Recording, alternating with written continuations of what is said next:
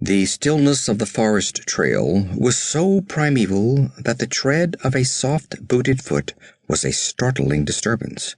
At least it seemed so to the ears of the wayfarer, though he was moving along the path with the caution that must be practiced by any man who ventures beyond Thunder River.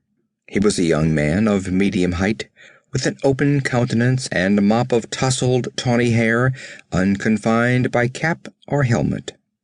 His garb was common enough for that country, a coarse tunic belted at the waist, short leather breeches beneath, and soft buckskin boots that came short of the knee. A knife hilt jutted from one boot top. The broad leather belt supported a short heavy sword and a buckskin pouch.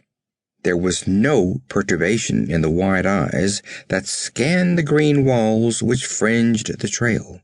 Though not tall, he was well built, and the arms that the short wide sleeves of the tunic left bare were thick with corded muscle. He tramped imperturbably along, although the last settler's cabin lay miles behind him, and each step was carrying him nearer the grim peril that hung like a brooding shadow over the ancient forest. He was not making as much noise as it seemed to him, though he well knew that the faint tread of his booted feet would be like a tocsin of alarm to the fierce ears that might be lurking in the treacherous green fastness. His careless attitude was not genuine. His eyes and ears were keenly alert, especially his ears, for no gaze could penetrate the leafy tangle for more than a few feet in either direction. But it was instinct more than any warning by the external senses which brought him up suddenly, his hand on his hilt.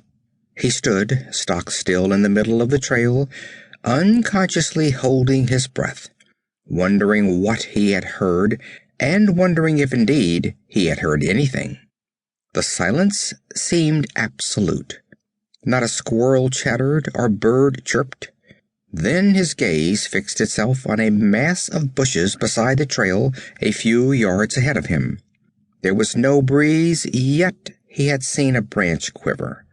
The short hairs on his scalp prickled, and he stood for an instant undecided, certain that a move in either direction would bring death streaking at him from the bushes.